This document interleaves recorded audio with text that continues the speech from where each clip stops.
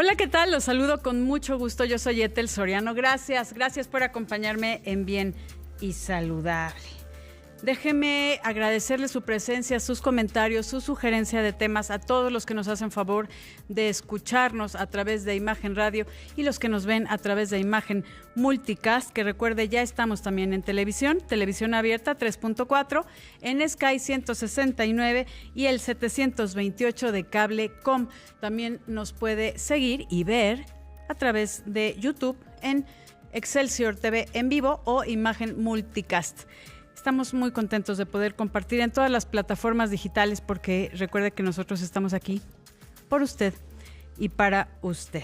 Déjeme comentarle que al corte del día de ayer se registraban 11,633 casos confirmados de COVID-19 con 1,069 personas fallecidas. Además, se contabilizaban 7,588 casos sospechosos. Recuerde seguir estrictamente las recomendaciones de higiene y sana distancia. Lávese las manos frecuentemente con agua y jabón o utilice soluciones a base de alcohol gel al 70%. Al toser o estornudar, hay que utilizar el estornudo de etiqueta, que es estornudar o toser con la parte interna de nuestro brazo, y no se toque la cara con las manos sucias, sobre todo nariz, boca y ojos. Hay que limpiar y desinfectar superficies y objetos de uso común en casas, oficinas y transporte. Y lo más importante, y no vamos a cansarnos de decirlo, si no forma parte del grupo de trabajadores con actividades esenciales, quédese en casa.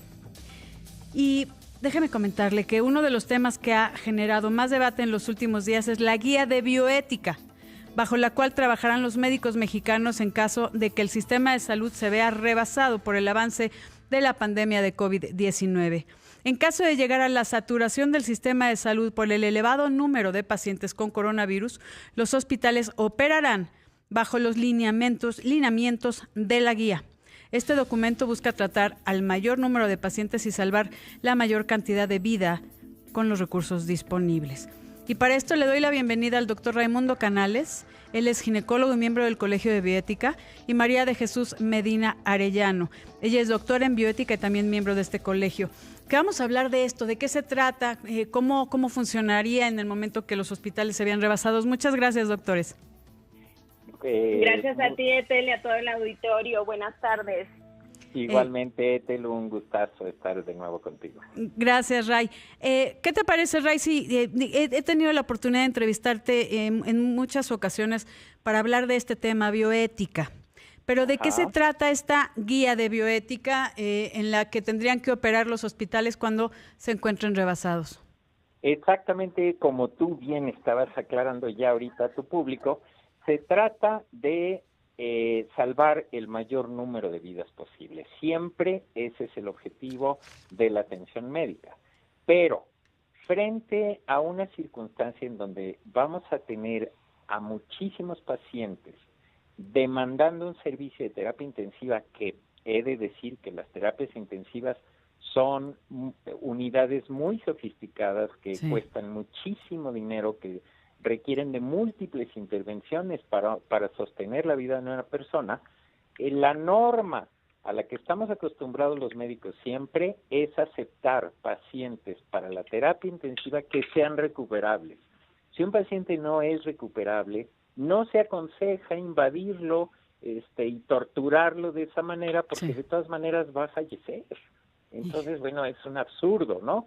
Entonces hay que escoger en medio de esta epidemia de COVID quiénes tienen posibilidades de salir adelante y quiénes no. A ver, pero aquí una pregunta, Raimundo.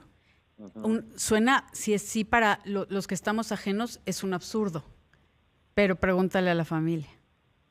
Claro. Bueno, pero a ver, doctora. Realmente sí, gracias. Gracias a mi querido doctor Raimundo Canales. Y parecería un absurdo, pero no. Imagínate que en todos los países han llegado a la escasez de recursos de medicina crítica. Sí. Y lo que nos debe de importar es formularnos esta pregunta: ¿cómo y quién decide éticamente a quién asignarlos? Esta pregunta será hecha en todo el mundo, empezando por Italia, España, Suecia, Estados Unidos, Reino Unido.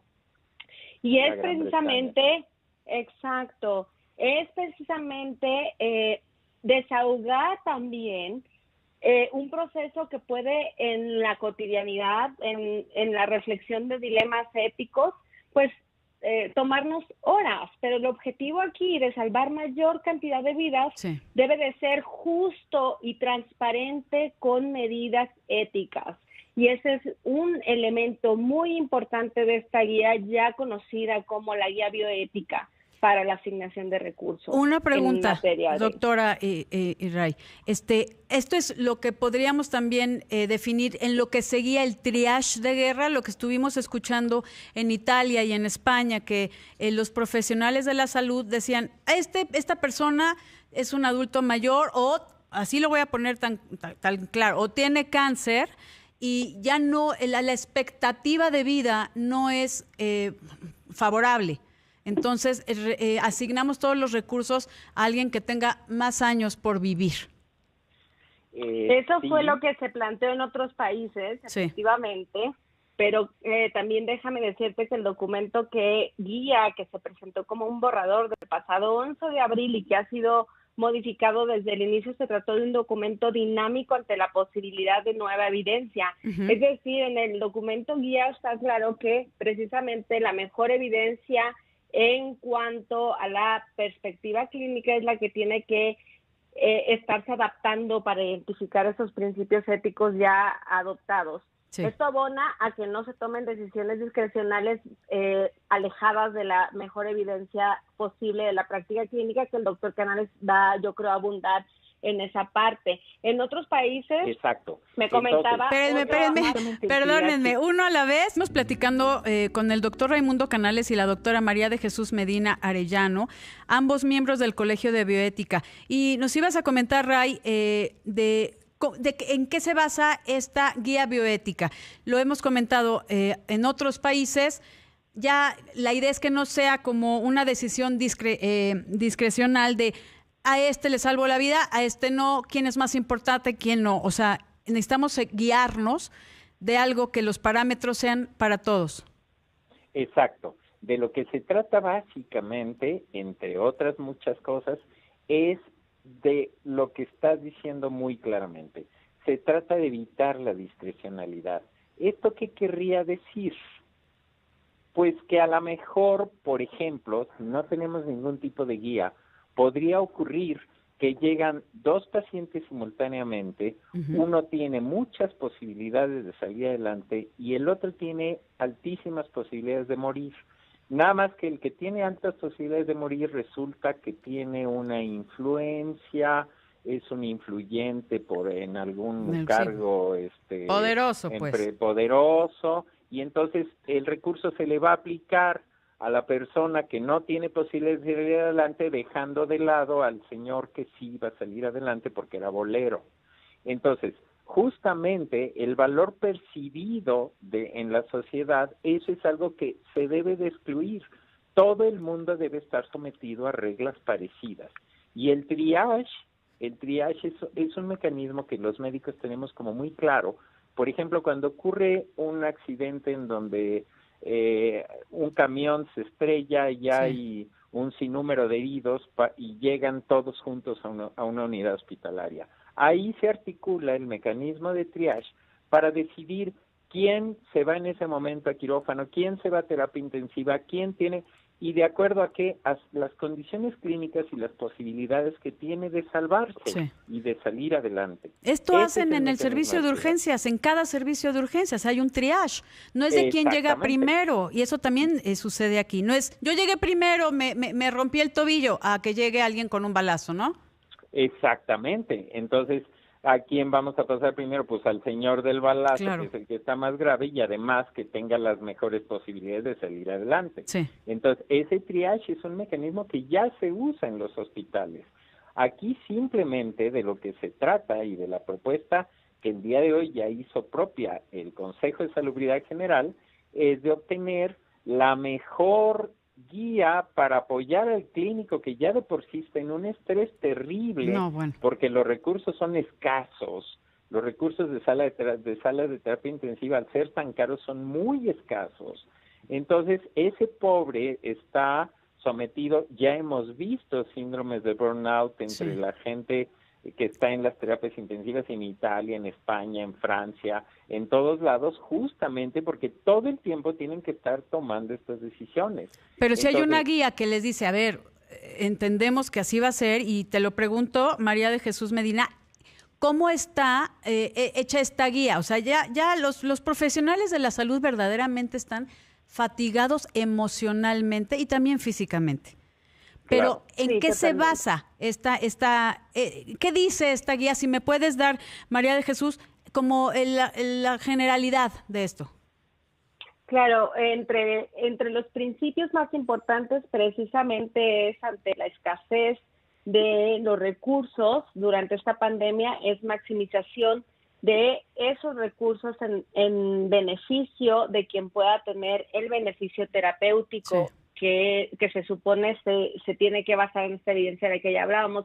Otro principio importante es tratar a todos con igualdad y en equidad al ingreso. La promoción y el reconocimiento para la sociedad del personal de la salud en la primera línea haciendo frente también es importante, independientemente de que también se toma en consideración el beneficio de la asignación o no o del recurso. Sí. Un principio bien importante de igualdad y no discriminación que se trabajó junto con la Comisión Nacional para Prevenir la Discriminación y la Organización Panamericana de la Salud en México es importantísimo porque precisamente no se proporciona la atención de acuerdo al orden de llegada, dado que esto sería pues en detrimento de las personas en situación de vulnerabilidad, las cuales no podrían llegar, por ejemplo, a una unidad hospitalaria, ya sea porque no cuentan con los recursos de transporte, porque no pueden pagar una ambulancia, claro, porque no está una ambulancia al alcance, y es por esto que pues estas reglas de triaje ayudan a reducir la carga moral que en algún momento el personal de la salud en la primera línea tiene ante estas decisiones. Además de que aporta transparencia, claro, de los protocolos de triaje preestablecidos. Cuando no tenemos esta guía rectora y no se documenta cómo se toman las decisiones, no hay un apoyo para esto, pues creo que sería lo no idóneo, como ya decía el doctor Canales, esto repercute de manera traumática a corto y largo plazo a quienes están haciendo frente a esta situación de emergencia. A quienes están haciendo frente y a los que están alrededor. O sea, si a mí me dicen, oye, es que ni Dios lo quiere, miento con madera, pero si me dicen, aquí no se va a poder hacer nada y estos son las guías y se están siguiendo a cabalidad, cambia un poco a decir es que este doctor tuvo preferencias o no sé, ahora que están apoyando los hospitales privados, decir, pues no van a apoyar más a un paciente privado que está pagando, que tiene aseguradora, a un paciente que llegó referido por alguna institución pública. Efectivamente, sí. Exacto. Entonces, bueno, no sé si el doctor Canales quiera ahondar. Me tengo que ir rapidísimo a una pausa. Recuerden que aquí el tiempo se va como agua, pero regresamos en cuándo se aplica este triage, que mucha gente lo conoce como triage de guerra o esta guía bioética.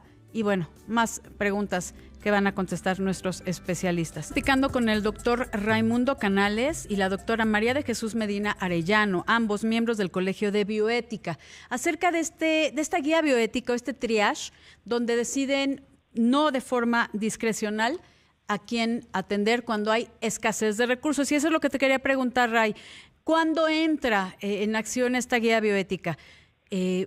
Entiendo que ya hay una cantidad, ya lo estamos viendo en la actualización de casos confirmados, estamos hablando de estas cifras que nos hacen llegar, no sabemos la realidad bien cuál sea, que yo creo que es más, mucha más, pero ¿cuándo entra en vigor? Entra en vigor frente a la situación en donde hay muchos pacientes o varios pacientes simultáneamente queriendo acceder a una sala de terapia intensiva. Y entonces la guía dice precisa y correctamente y lo hace de manera muy, muy concreta. Dice, no se tomarán en cuenta criterios de valor entendido frente a la sociedad de tal o cual persona, sino solo se tomarán en cuenta los criterios de acuerdo a escalas, que ya tenemos definidas escalas, para saber el pronóstico de vivir o morir de una persona concreta. Entonces, no me voy a fijar en quién es, ni en su raza, ni en su posición social, ni en su profesión, ni qué tanto le aporta a la sociedad o no le aporta a la sociedad. Sí. No, mi criterio como médico va a ser, esta persona puede salir adelante, cuál es su puntaje, y a ese le voy a asignar el lugar en la terapia intensiva, y al otro de ninguna manera lo voy a abandonar. Simplemente no le voy a ofrecer el ventilador porque muy probablemente va a fallecer. Entonces, no lo voy a abandonar, lo voy a pasar a una sala de cuidados limitados en donde lo voy a tratar de oxigenar con otros medios, le voy a brindar alivio, le voy a brindar, en fin. Sí, no es que se va a abandonar, sino que se va a abandonar. Como cuidados paliativos, podría decir, ¿no? Un poco cuidados paliativos y cuidados limitados que no son los de nuestra sala de terapia intensiva. A ver, una pregunta, María de Jesús. ¿Esta guía bioética la conocen ya? O sea, ¿es como muy clara en todas las instituciones de salud públicas y privadas? Qué bueno que me haces esa pregunta, porque este proceso también de mejoría, de consulta, de sensibilización, ha ayudado mucho, porque pues este documento ya se discutió al seno de la Academia Nacional de Medicina, con quienes colaboramos en la redacción, y fue muy bienvenida, incluso sumándose precisamente a poder diseminar esta guía en todos los hospitales públicos y privados. También el doctor Raimundo Canales y tu servidora, junto con el secretario del Consejo de Salud Vital, el doctor José Ignacio Santos Preciado, tuvimos dos reuniones con hospitales privados de nuestro país para precisamente presentar la guía y desmenuzar cada principio y cada aspecto, tanto de bioética como del triaje, del apartado procedimental. Algo que acaba de decir del doctor Canales que es bien importante es que las y los pacientes serán informados sobre las posibilidades de que en algún momento se tenga que ingresar o no a unidades de atención crítica. Y esto es bien importante porque en nuestro país los cuidados paliativos es un derecho constitucional. De acuerdo. Entonces nosotros deberemos estar preparados para voluntades anticipadas y para limitar el esfuerzo terapéutico. En mi caso yo no quisiera llegar nunca a una unidad crítica. Yo preferiría cuidado paliativo, un bien morir. Doctora, me tengo que ir, caray. Vamos a hacer otro programa de esto porque es un tema muy interesante que vale la pena ahondar en ello. Les agradezco muchísimo, doctor Raimundo Canales y doctora María de Jesús Medina. Un placer como siempre.